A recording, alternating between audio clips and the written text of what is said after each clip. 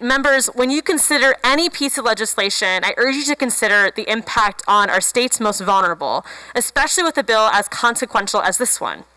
I urge you to put yourselves in the shoes of Floridians who face systematic, historic hurdles to the ballot box.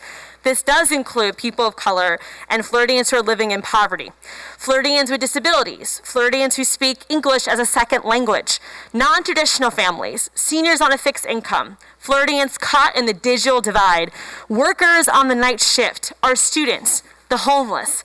These are all different Floridians who have faced in the past and the present systematic barriers to voting. Several of the provisions within this bill does not do right by those communities of people. It cuts the lifespan of vote-by-mail ballot requests in half.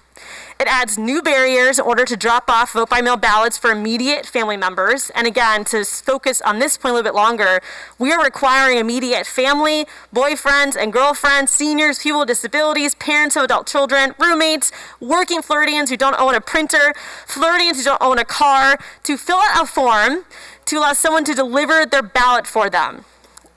To fill out a form so that someone can deliver a ballot for them. I can't think of any other government system where we put that type of requirement in place. And then we limit how many ballots folks can deliver for free for those marginalized communities. And I did ask the sponsor yesterday of the bill, what if someone doesn't have a printer? And the response was, they can go to a polling place to pick up a declaration form. I don't think that's a very good answer, members, because again, as I mentioned in my debate yesterday, not every person has a printer, not every person has a computer, and the fact that someone is dropping off their ballot for them, as Representative Daley outlined speaking about his grandmother, the reason why they need that support is that they don't have the capacity to do it themselves. So if they can't drop off a ballot, they certainly will not be able to go and pick up a form, fill it out, and then have someone bring that form back. And so that provision alone is super bureaucratic, and it is an example of administrative burden.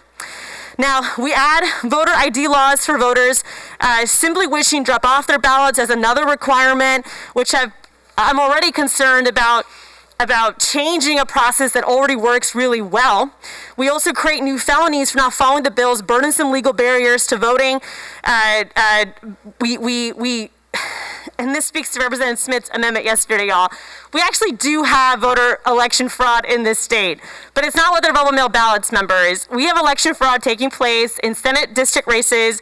Today, an article came out about the fake candidate that ran in Seminole County next door to me in SD9, where she was already applying for citizenship in Sweden as she was filing to run for this fake election she had. I mean, that's serious fraud. I had a fake candidate who filed against me. He filed my first election cycle on the last day of qualifying, did not live in my district. His treasurer was a Republican. It was pretty clear to me shenanigans was going on. I had to sue him because the Florida Elections Commission was not going to be an avenue for timely action. So litigation was my only option. That's a real threat to our elections, to our democracy. It's not being addressed in this bill. And then looking at parts where the bill creates barriers to giving voters food or giving water to voters. After we're putting forth policies that potentially make lines even longer, and y'all know the weather here is hot, I would rather make sure a Floridian has a bottle of water than die of heat stroke as they're waiting to vote. Now, this bill may very well make voter protection efforts even more difficult with restrictions on voter engagement at the polls. And we didn't talk about this too much, members, but it also allows the governor to appoint more of their candidates in county commission races, which, by the way, if we had a Democratic governor, I wonder if this provision would still be in the bill. The bill is not only designed to make it harder to vote, it will lead to increased cost at the local level, which we also tried to address yesterday. It will have to force taxpayers to pay more to vote. So we will be paying the government to make it harder to vote. Make it make sense, members. Make it make sense. And this body rejected good common sense amendments that work in other states, like automatic voter registration, same-day voter registration, and efforts to make Election Day a holiday, and addressing sham candidates. All those amendments failed along a party line vote.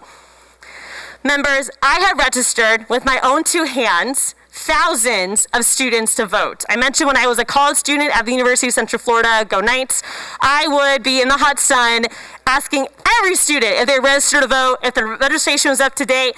I didn't care if you were a Democrat, Republican, an NPA. I just wanted you to vote. I just wanted young people to realize, my peers to realize the power they had in this democratic process. To this day, I run into folks that I registered to vote 10 years ago. And I feel so honored that I could play that role in helping them access democracy. We should be activating voters and passing policies to make access to the ballot box easier. It's our right. And when my parents left Iran and came to this country, they did so looking in search of the American dream, looking to make sure that their votes actually not only counted, but there were hurdles in the way of them being able to practice their democratic right within this great state and within this great country. They believed in this government belonging to them and that it was an open, transparent, and accountable government. Our elections should be accessible, and the good news is that our elections this past year were one of the best in the country. Republican leaders said the same thing. This legislation is antithetical to everything this nation stands for. It's based on political rhetoric, and unfortunately, it's based on national lies. I mean, it's very frustrating knowing how many folks have been scared to fear into believing that we had problems in Florida when we did not. And so as I come to the final seconds of my remarks, I want to stress that we should not be adding additional hurdles for folks to access the ballot. We need to win our elections fair and square, not create these new obstacles. And we should be increasing voter participation, not making it harder to vote. As mentioned already, Madam Speaker, we have a dark history of Jim Crow in this state, in this country. Let's keep that in the past and vote down this bill. Thank you, Madam Speaker.